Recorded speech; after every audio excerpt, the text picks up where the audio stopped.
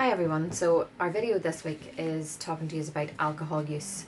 So a lot of our customers have reported an increase in alcohol use during the lockdown, which is completely understandable for people. It's an anxious time and some people use a drink in the evenings to relax, but that can sometimes spiral out of control, and that's what we want to talk to you about today. So after one drink, you start to feel great, and that's because alcohol actually depresses a part of your brain associated with inhibition. So that can lead you feeling more confident, feeling more relaxed, less anxious, and that can be great. But the problem is starting to rely on that to make you feel more relaxed and less anxious. It's not ideal. If you also remember though that limiting inhibition can lead us to do stupid things sometimes and not think. Also, they report that after 3 drinks that alcohol actually limits the ability of our brain to process danger and to read other people's body language. So during lockdown, with all the anxiety that people are experiencing, it's also really important that you get a decent night's sleep. That's one thing that alcohol can seriously affect. So if you have a good couple of drinks, alcohol can make you go straight to sleep. And if you're going straight to sleep, you're missing out on a key cycle of sleep called REM sleep. And this is important for making memories and feeling rested the next day. So generally you should have 6 cycles of REM sleep a night, where if someone has a heavy night's drinking, they only have 2.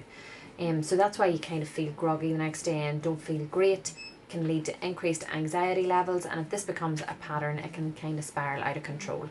So it's one thing to be mindful of. Alcohol also affects a lot of other systems in our body. It affects our liver. So as you know, the alcohol is broken down by the liver. So that directly impacts your liver, and just one drink a day can have ramifications for your liver in the long run.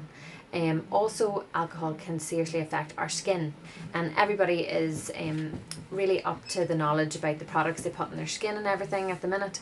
But what you need to realise as well is we need to look after our skin from the inside out, as it's the largest organ in our body.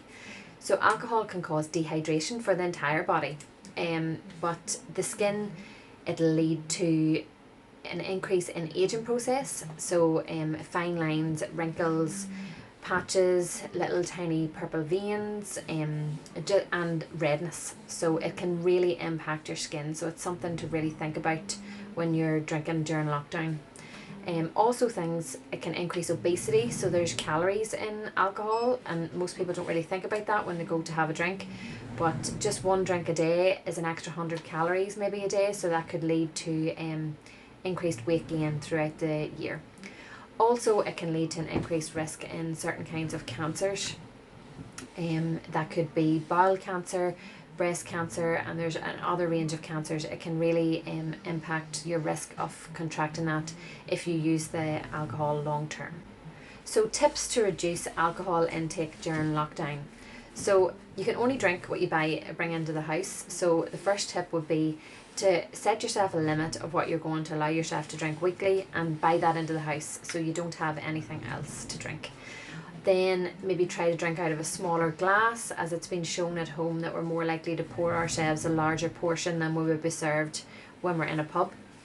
Also try to have 3 or 4 alcohol-free days a week, as it'll give our bodies time to recuperate and our livers a break from breaking down the alcohol.